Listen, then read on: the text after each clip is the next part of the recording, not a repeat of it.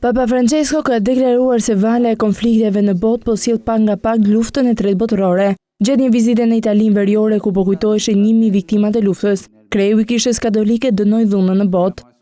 Anche oggi, dopo il secondo fallimento di un'altra guerra mondiale, Edhe sot pas përfundimit të luftës së dytë botërore ndoshta mund të flitet për një luftë të tretë, e cila nis pak nga pak me krime, masakra dhe shkatrime. Timit e sinqert, faqet e para të gazetave duhet të kenë titullin "Mua ç'më intereson".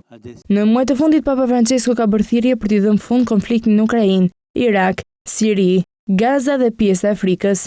La guerra distrugge. Lufta shkatron, ajo nuk arsyeton, pasi plani I saj është të sjellë shkatrimin. Ajo kërkon të rritet duke shkatruar. Lufta ka vetëm lakmi, intolerancë dhe epsh për pushtet. Papa Francesco pritet të mbërritë në Tiranë me datë 21 shtator.